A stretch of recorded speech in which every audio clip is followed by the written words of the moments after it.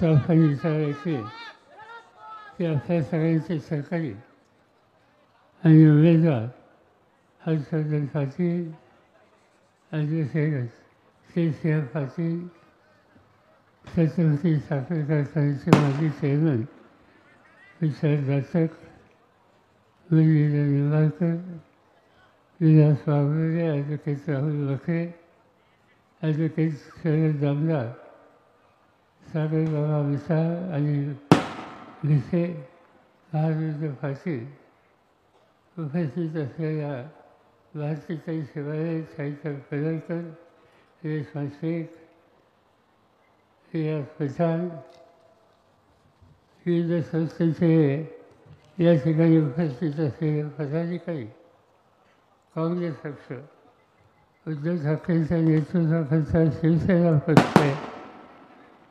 राष्ट्रवादी काँग्रेस पक्ष या सगळ्यांना सहकार्य करणारे इतर सगळे पक्ष, कम्युनिस्ट पार्टी, आप, शेतकरी कामगार पक्ष या सगळ्यांचे प्रतिनिधी आणि हजारोच्या संख्येने उपस्थित असलेले आपण मंडळी. लोकसभेची निवडणूक झाली, अनुकूल निर्णय तुम्ही लोकांनी दिला. आम्हाला देशाची चिंता वाटत होती आणि त्याचं महत्त्वाचं कारण देशाचे प्रधानमंत्री नरेंद्र मोदी सत्ता हातात आल्याच्या नंतर बहुतेक काही वेगळं विचारत होते. त्यांच्या मनामध्ये डॉक्टर बाबासाहेब आंबेडकरांनी जी घटना दिली आणि त्या घटनेमुळे हा देश आज एकसंघ आहे, त्याच्यामध्ये काहीतरी फेरफार करावी, काही बदलाव करावा अशा प्रकारचा विषय हा त्यांच्या मनामध्ये होता. या घटनेचं महत्त्व आहे. आज हा देश इतके वर्ष एकसंघ आहे त्याचं महत्त्वाचं कारण डॉक्टर बाबासाहेब आंबेडकर आणि त्यांनी दिलेली घटना. तुम्ही हिंदुस्थानच्या नकाशा निर्देशावर आणा, काय चित्र दिसतं? पाकिस्तान होतं. त्या पाकिस्तानचे दोन तुकडे झाले, एक पाकिस्तान, एक बांगलादेश. नेपाळ होता. त्या नेपाळमध्ये अनेक वेळेला संघर्ष होत असतात. खाली श्रीलंका आहे. त्या श्रीलंकेमध्ये अनेक वेळेला संघर्ष झाले. काही भाग फुटला. देश एकसंघ राहण्याची परिस्थिती अतिशय चिंताजनक झाली. आणि बांगलादेश, त्या बांगलादेशमध्ये सुद्धा तिथले राष्ट्रपती त्यांची हत्या करण्यात आली आणि देश लष्कराने ताब्यात घेतला. अनेक ठिकाणी आपण बघतो, पाकिस्तानमध्ये लष्कर होतं, नेपाळमध्ये लष्कर होतं, श्रीलंकेमध्ये लष्कर होतं, बांगलादेशमध्ये लष्कर होतं. पण हे भारतामध्ये लष्कराने देशाचा कारभार घेतला असं कधी चित्र झालेलं नाही. इथला कारभार लोकांच्या हातामध्ये आला आहे आणि त्या लोकांचं वैशिष्ट्य हे आंबेडकरांनी सांगितलेलं की रोजगार हमीच्या कामात जाणाऱ्या मजूर त्यालाही एक मत आहे आणि चाचांच्या घरातला कोणी तरुण आहे त्यालाही एक मत आहे. हे या संविधानाचं वैशिष्ट्य आहे. आणि त्या संविधानाला धक्का लावला. हे सूत्र घेऊन प्रधानमंत्री जात होते, त्याला अमर राहण्याचा निर्णय आम्ही या देशाच्या अनेक राजकीय नेत्यांनी बसून घेतला. अनेक लोक आम्ही एकत्र आलो. मी स्वतः होतो, सोनिया गांधी होत्या, राहुल गांधी होते, कर्नाटकचे मुख्यमंत्री, तामिळनाडूचे मुख्यमंत्री, केरळचे मुख्यमंत्री, पश्चिम बंगालच्या ममता बॅनर्जी मुख्यमंत्री, या सगळ्यांना एकत्रित केलं. आणि हे सगळं काही झालं तर घटनेला धक्का लागून द्यायचा नाही. आणि तो लागून द्यायचा नसेल तर काही झालं तर उद्याच्या निवडणुकीमध्ये मोदींना 400 जागा पाहिजे, त्या 400 जागा मिळून द्यायच्या नाही. निवडणुकीला आलो तुम्हाला लोकांच्यासमोर आणि तुम्हाला लोकांना धन्यवाद द्यायला पाहिजे. तुम्ही मोठ्या मताने आम्हाला लोकांचे प्रतिनिधी निवडून दिले. या मतदारसंघामध्ये सोफिया चौथ्यांदा उभी राहिली. तुम्ही लोकांनी मोठ्या प्रमाणावर तिला शक्ती दिली आणि देशाच्या फायद्यामध्ये फसवून दिले. महाराष्ट्रामध्ये 48 खासदारांच्या जागा त्याच्या 30-31 जागा जिंकल्या गेल्या आणि त्याचं 100% श्रेय महाराष्ट्राच्या कानाकोपऱ्यात राहणाऱ्या तुमच्यासारख्या कोट्यावधी जनतेला आहे. त्यामुळे ते घडू शकले. निवडणूक झाली, आता विधानसभेची निवडणूक आहे. राज्य नीट रस्त्यावर आणायचं हा आमची भावना आहे. आज राज्याची अवस्था चिंताजनक आहे. केंद्र सरकार त्यांचा एक अर्थ विभाग नावाचा विभाग असतो आणि त्या आर्थिक विभागाच्या वतीनं सर्व देशाची पाहणी करतात. त्याच्यामध्ये पहिला निकाल हा घेतात की या देशामध्ये प्रत्येक माणसाचा दैनंदिन उत्पन्नावर कोणत्या राज्याचा कितवा नंबर आहे. चव्हाणसाहेब मुख्यमंत्री होते यशवंतरावजी, तेव्हापासून महाराष्ट्राचा नंबर देशात नेहमी पाहिला. महाराष्ट्र कधी दुसऱ्या नंबरवर गेला नाही. फडणवीसांचं राज्य आलं, भाजपवाल्यांचं राज्य आलं, पहिल्या नंबरवरनं आम्ही 6व्या नंबरवर गेलो. आज महाराष्ट्रातून परदेशात माल जातो, देशाचा माल जातो, त्याचा 16% माल महाराष्ट्रातून जातो. पण काय चित्र दिसत आहे? दिवसेंदिवस आमची निर्यात कमी व्हायला लागली. या ठिकाणी आम्हाला लोकांची आता चर्चा होती. त्यावेळेला सध्याच्या केंद्र सरकारने माहिती घेतली की आम्ही लोक सत्तेवर होतो त्यावेळेला महाराष्ट्राच्या डोक्यावर किती हजार कोटीचं कर्ज होतं. 3,20,000 कोटीचं कर्ज महाराष्ट्राच्या 14 कोटी लोकांच्या डोक्यावर होतं. आणि गेले 2 वर्ष ही सत्ता भाजपांच्या सरकारांच्या हातात गेली. 3 लाखावरूनच त्यांचं राज्याचं कर्ज 8 लाख कोटी झाले. याशिवाय आणखी देणी वाढली. या सगळ्या गोष्टीचा परिणाम काय झाला? परिणाम हा झाला की उद्योगधंद्याच्या अडचणी व्हायला लागल्या. एक काळ असा होता की उद्योगधंद्याच्यामध्ये महाराष्ट्र पहिला नंबर लागतो. आजही आहे काही प्रमाणात, पण त्यावेळची स्थिती आजच्या स्थिती वेगळी आहे.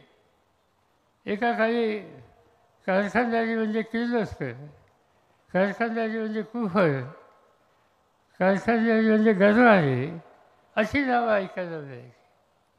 महाराष्ट्राचे मुख्यमंत्री फडणवीस यशवंतराव चव्हाणांच्याकडे आलं, त्यांनी वेगळा विचार केला.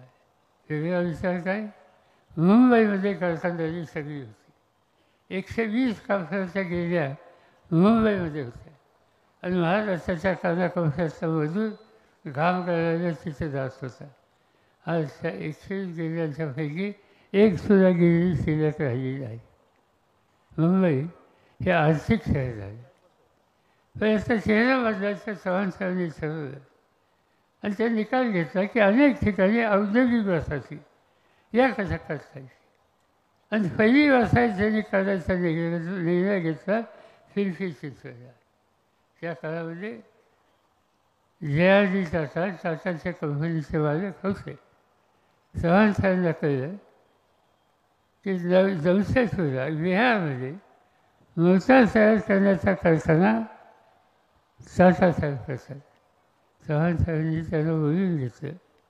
त्यांनी सांगितलं की तुमचं आयुष्य महाराष्ट्रात गेलं, तुम्ही महाराष्ट्राची सेवा केली, आता मोठा कारखाना करतात, बिहारमध्ये करायची महाराष्ट्रात का करत नाही? टाटा म्हणजे जमीन, हे म्हणजे जमीन मी देतो. फिल्फी चिंचवडला 300 एकर जमीन दिली. आज हिंदुस्थानामधली कार, हिंदुस्थानामधला ट्रक फिल्फी चिंचवडला असतो आणि सवन देशाच्या वाहतुकीच्या क्षेत्रामध्ये प्रचंड परिवर्तन करण्याचं काम एका टेल्को कंपनीवर झालं, महाराष्ट्राची झाली. तसाच विचार बजाज यांचा. बजाज हे वर्धेचे. महात्मा गांधींच्यावर देशाच्या स्वातंत्र्याच्या लढ्याचे एक महत्त्वाचे घटक. त्यांचे चिरंजीवी लोकसभेचे सभासद. त्यांच्या डोक्यामध्ये स्कूटरचा कारखाना करावा असा विचार आला.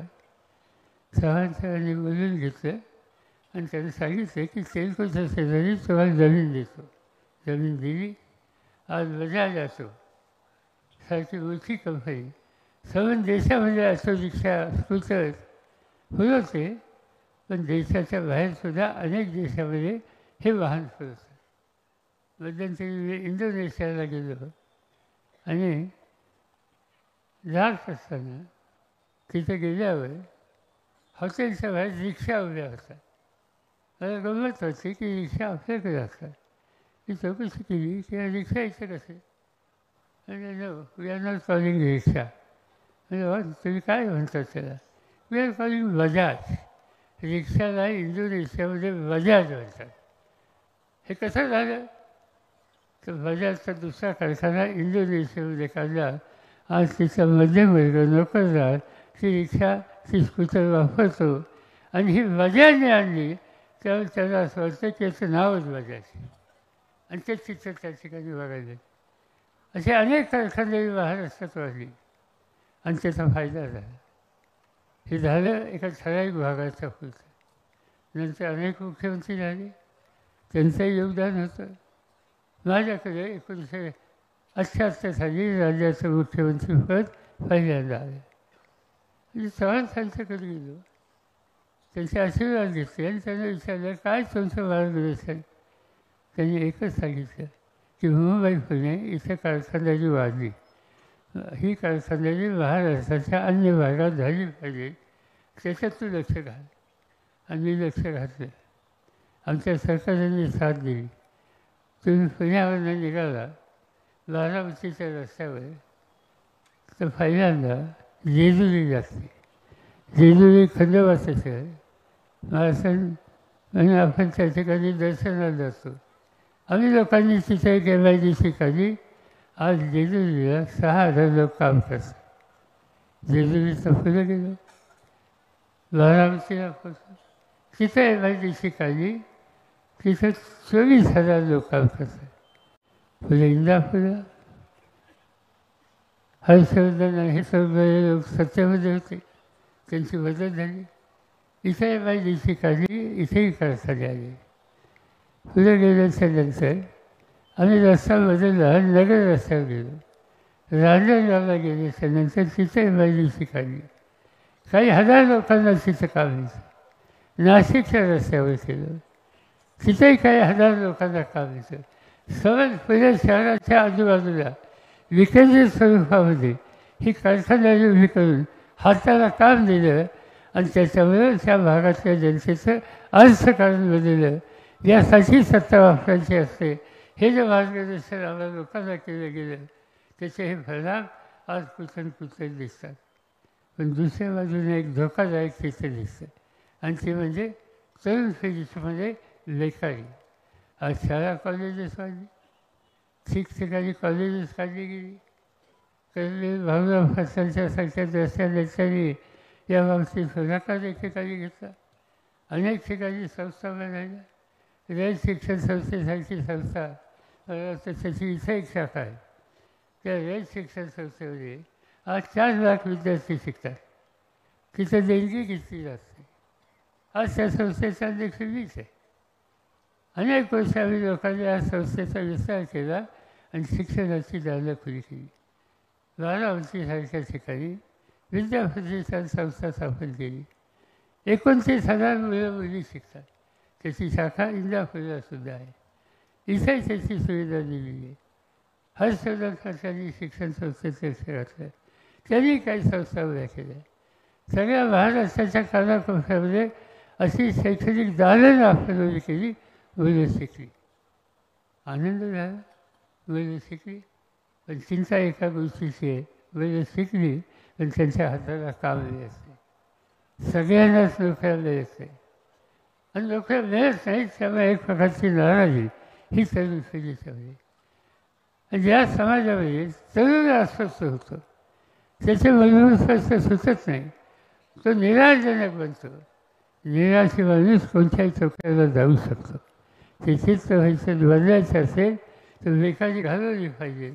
अपेक्षा ही होती ज्यांच्या हातात केंद्राची सत्ता आहे ते लोक या सर्वांची लेखाची घालवण्यासाठी काही ना काहीतरी करतील. पण अजून ते त्यांच्याकडनं गेल्या 10 वर्षात काही झालेलं नाही. याउलट इथं जे कारखानदारी होती ती हलवता येईल का याचा विचार ते करतात. महाराष्ट्रामध्ये अनेक चांगले कारखाने होते. ते कारखाने इतर तरुणांना हाताला काम देत होते. देवेंद्र फडणवीसांचं राज्य आलं. गुजरातचं राज्य कुणाच्या हातात हे सांगायची आवश्यकता नाही. त्यांनी संदेश दिला का आदेश दिला मला माहीत नाही. हळूहळू महाराष्ट्राचे वरचे उद्योग गुजरातला जायला लागले. टाटाने एअरबस नावाची विमानाची कंपनी करायचा निकाल घेतला. नागपूरला त्यासाठी जागा काढली. जागा अक्वायर केली. सरकार बदललं. आज ती एअरबस तो कारखाना गुजरातमध्ये गेला. मी प्रधानमंत्र्यांचा त्या कारखान्याच्या उभारणीच्या समितीच्या कार्यक्रमाचे फोटो दाखवत होते. प्रधानमंत्री हे देशाचे असतात, ते एका राज्याचे असतात. पण हे आजचे प्रधानमंत्री देशाचा विचार करत नाही. फॉक्सकॉन नावाची कंपनी तुम्ही कॉम्प्युटर किंवा हे वापरता फोन, त्या फोनमध्ये एक चिप असते. कॉम्प्युटरमध्ये एक चिप असते आणि ते चिप तयार करण्याचा फॉक्सकॉन नावाची कंपनी जगाची मोठी कंपनी. त्यांची कारखानदारी महाराष्ट्रात उभी करायची ठरली. आज माहिती नाही कुठला हुकूम आला आणि ती इथनं हलवायचा निर्णय झाला गुजरातमध्ये. त्याचा एअरबसचं मी सांगितलं. एअरबसचं सांगितलं. वेदांचा हा एक मोठा कारखाना येत होता. त्यांना जागा देऊ केली होती. ही कारखाने गुजरातमध्ये हलवले. तुम्ही इथले कारखाने हलवता. आमच्या सगळ्यांचा प्रयत्न आहे की राजकारणात स्पर्धेत असतील ते सुरू, पण राज्याचा विकास त्याच्याबद्दल तडजोड करायची नाही. आणि ते करण्याच्यासाठी फक्त न बघता सहकार्य करायचं, कारखानदारी वाढवायची, तरुणांच्या हाताला काम द्यायचं.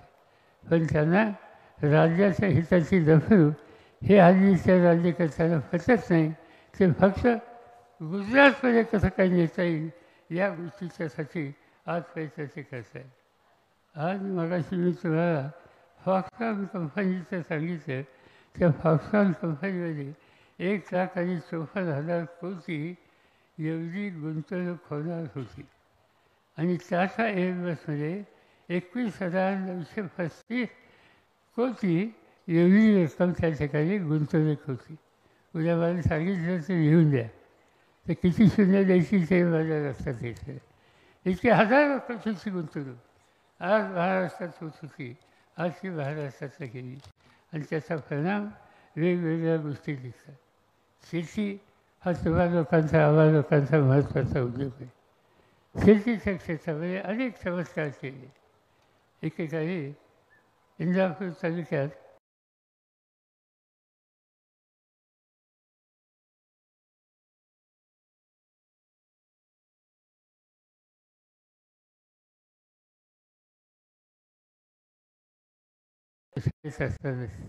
वडिलांच्यावर बाहेर आज जाण्याच्या तिथं त्याला म्हणतात जंक्शन. असं काय म्हणतात माहिती आहे? जंक्शन आहे. आणि त्या जंक्शनलाच अडवायचे आणि ते अडवायचे त्या ठिकाणी. पण आम्ही परवानगी काढली, गेलो आज आणि तो कारखाना बघितला आणि थक्क झालो. हा कारखाना वालचंद शेती करता. वालचंद शेत होते सोलापूरचे. तिथं त्यांचं दुकान, पण दृष्टी होती खूप. आणि त्या दृष्टीनं त्यांनी कळवला, जमीन दिसली, कारखाना काढला आणि शेकडो लोकांच्या हाताला काम दिलं.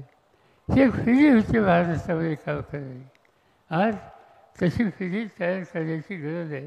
आणि त्याच्याकडे दुर्लक्ष झालं, शेतीकडे दुर्लक्ष झालं तर एक वेगळं चित्र आज देशात बघायला मिळतं, महाराष्ट्रात बघायला मिळतं.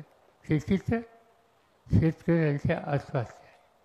आज महाराष्ट्रामध्ये या राजनीतीमध्ये भाजप आणि त्यांच्या मित्रांचं राज्य आल्यानंतर 20,000पेक्षा अधिक शेतकऱ्यांनी आत्महत्या केली.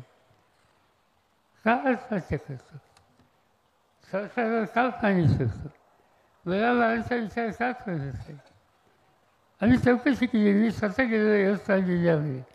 तिथं जास्त आत्महत्या झाल्या. एका कुटुंबाचा आत्महत्या झाली. मी भेटायला गेलो. त्या घराच्या कर्ता माणसाने जीव दिला होता. त्याच्या बायकोला आम्ही भेटलो. तिला समजून तिच्याकडनं जाणून घेत होतो. का तुझ्या नवऱ्याने आत्महत्या केली? ती अक्षरशः रडत होती. मी समजून काढायचा प्रयत्न केला आणि तिला विचारलं, काय आत्महत्या केली हे मला सांग. आम्हाला काहीतरी दुरुस्तीचे निर्णय घेतायचे. त्या माऊलीने सांगितलं की 6 एकर जमीन. म्हणजे पिकं कोणती घ्यायची? म्हणजे कपाशी आणि सोयाबीन. म्हणजे मग झालं काय? कपाशी आणि सोयाबीनचं पीक घ्यायची तयारी केली. सोसायटीचं कर्ज काढलं, बँकेचं कर्ज काढलं, पीक घेतलं, सोन्यासारखं पीक आलं. अतिवृष्टी झाली, सगळं पीक गेलं. पीक गेलं पण डोक्यावरचं कर्जाचं उदर राहिलं. दुसऱ्या वर्षी म्हणजे पुन्हा माझ्या नवऱ्याने ते पीक घ्यायचा निकाल घेतला. बँक सोसायटी पैसे देणार का? थक बाकीला थकीत झाली. तर सावकाराकडे गेले, सावकाराचं कर्ज घेतलं आणि पुन्हा 6 एकराचा प्लॉट कपाशी आणि सोयाबीनचा केला. आणि दुसऱ्या वर्षी कपाशीवर लाल्या नावाचा एक रोग येतो. तो रोग आला, सगळं पीक उद्ध्वस्त.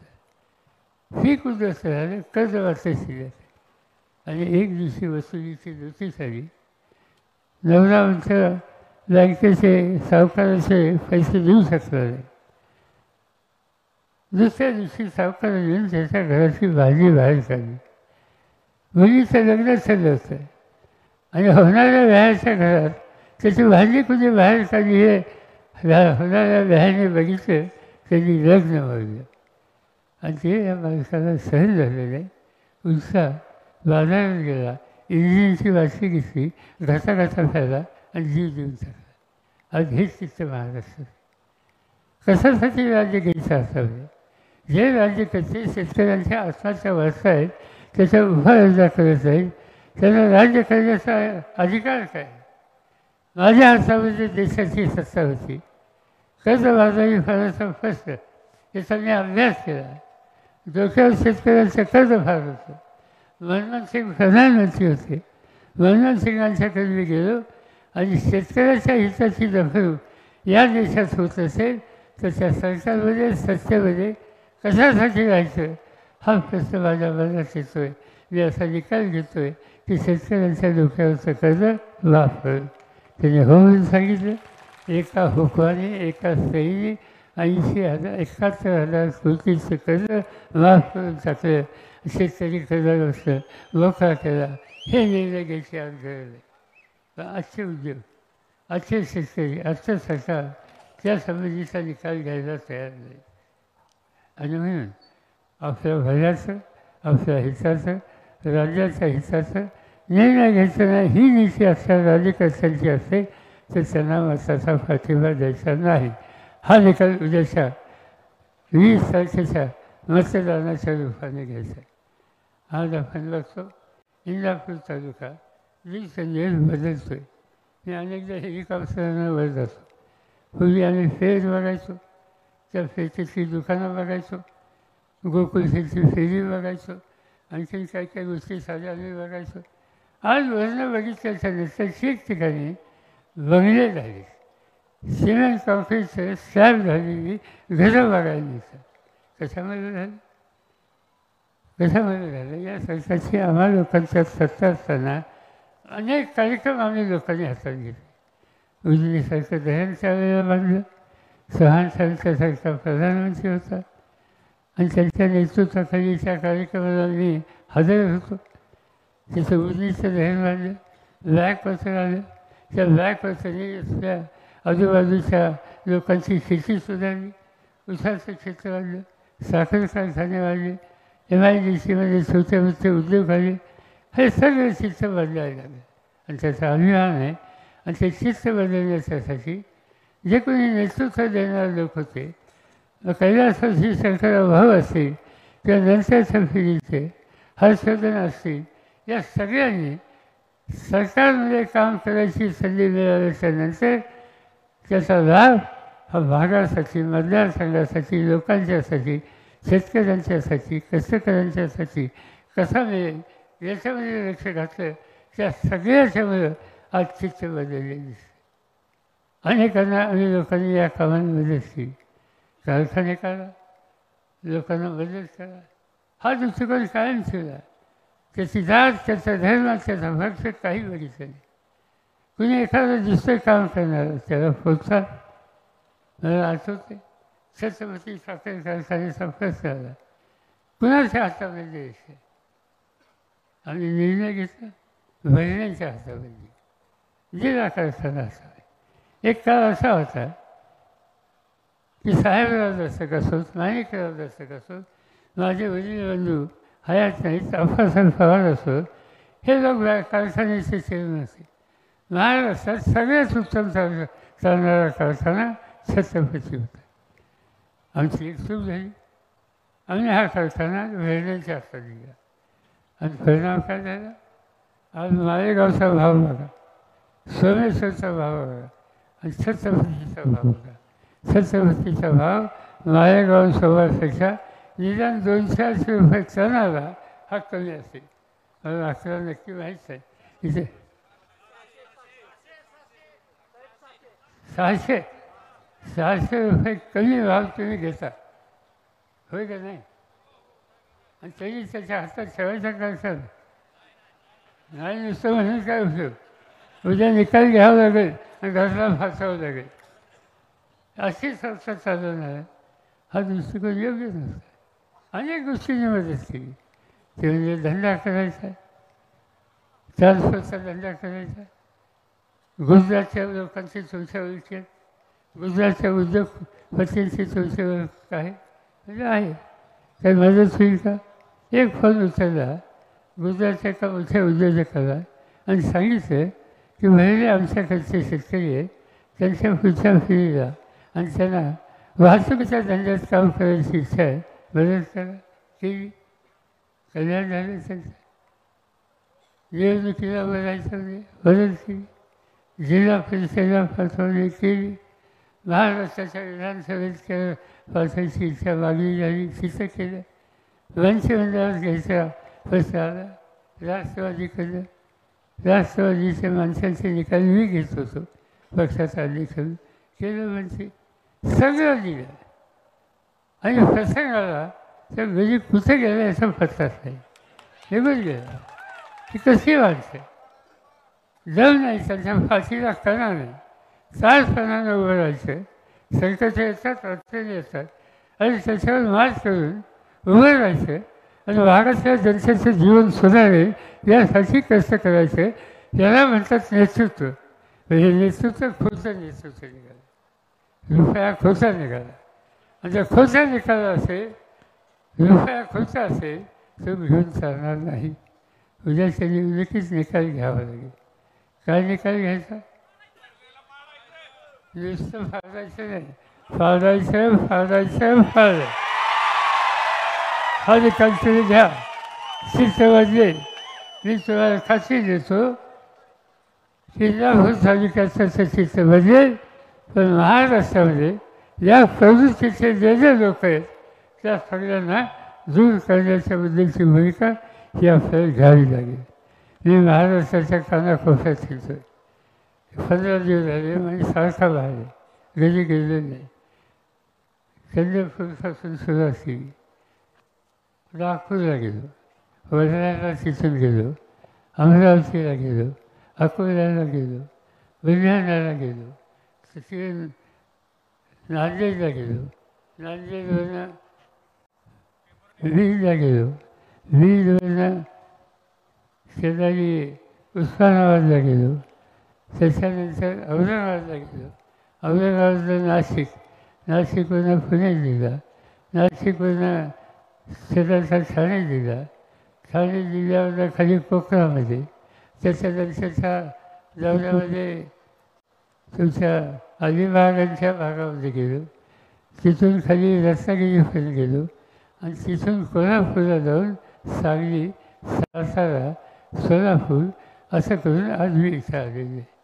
मी सगळीकडे बघतो की लोकांना बदल पाहिजे. लोक असं म्हणतात की आम्हाला बदल पाहिजे, परिवर्तन पाहिजे. चुकीच्या लोकांच्या हातात सत्ता आहे, त्यांच्या हातात ती सत्ता काढून घेतली पाहिजे. आणि ते जनतेची मागणी आहे. लोकशाहीमध्ये जनतेच्या मागणीचा नेतृत्वाने आदर करायचा आणि तो आदर करण्यासाठी जनतेकडे मागणी करायची असते.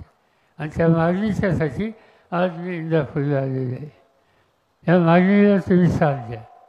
हर्षवर्धन खात्यांना मोठ्या मताने निवडून द्या. मी तुम्हाला खात्री देतो बदल होईल. हर्षवर्धन खाती वेगळ्या पक्षात होते, मी वेगळ्या पक्षात होतो. पण महाराष्ट्राच्या हिताचा विषय ज्याला यायचा तेव्हा आम्ही दोघांनी कधी राजकारण आणले नाही. त्याचा उल्लेख त्यांनी केला की या देशाची ऊस संशोधनाची सगळ्यात मोठी संस्था वसंतदादा शुगर इन्स्टिट्यूट, त्याचा अध्यक्ष मी आहे. त्या कमिटीमध्ये हर्षवर्धन आहे. अनेक वेळेला ऊस उत्पादकांच्या प्रश्नाची चर्चा आम्ही करतो. त्याच्या खोलात तुमचे दाव असायचे असतो आणि खोलात जाऊन अभ्यास करायला कुणाही जबाबदारी टाकावी हा विषय आमच्याकडे येतो. तर 2-3 लोकांची नावं पहिल्यांदा असतात, त्याच्यात हर्षवर्धन खाती असतात. यासाठी वसंतदादा इन्स्टिट्यूट नांदेडची शाखा आहे.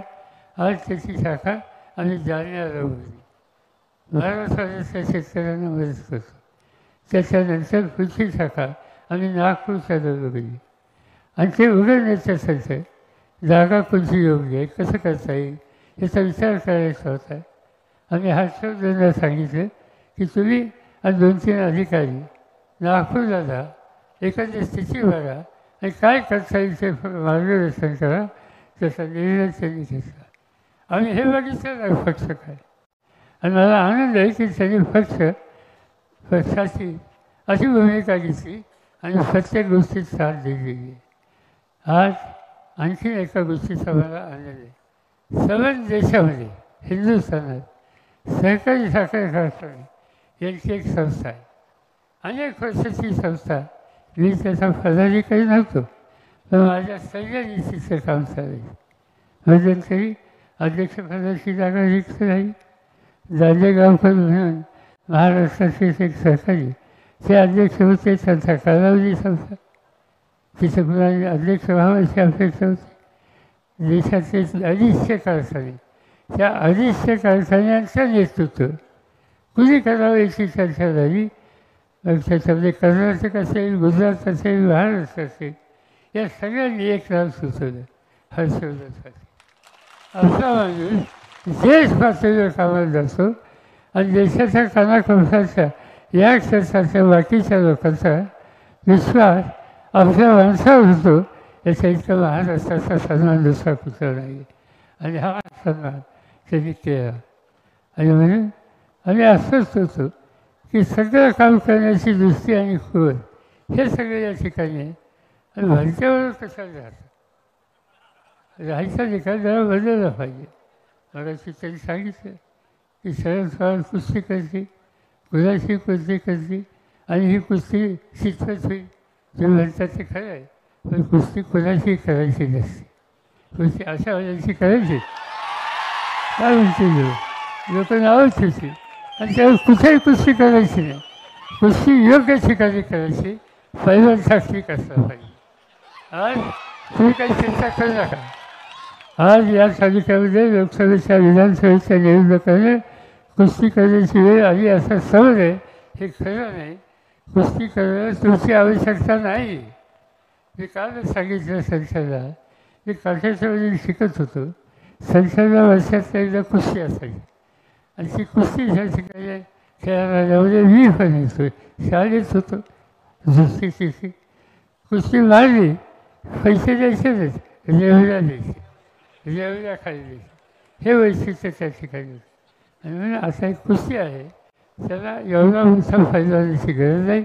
या पैलवानाचा उपयोग महाराष्ट्र आणि देश या ठिकाणी शेती, उद्योग, शिक्षण या सगळ्या क्षेत्रामध्ये जे परिवर्तन करायचे त्या परिवर्तनाच्यासाठी या सरकारांची आम्हाला गरज आहे.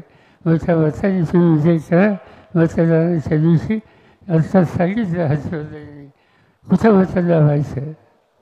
हे जो तुतारी पक्षाचा माणूस आहे त्याच्यासोबतचं वचन लावा, मोठ्या मताने त्यांना विजय करा. मी तुम्हाला खात्री देतो त्यांनी इथं काम केलं आहे ते देश पातळीवर काम करतात. उद्या महाराष्ट्राची सत्ता आम्हा लोकांच्या हातामध्ये आली तर त्यांना त्यांचा मुक्काम इंदापूरला राहणार नाही, मुंबईला नाही, हे या ठिकाणी सांगू इच्छितो आणि आपल्या सगळ्यांनी रजा घेतो. जय हिंद.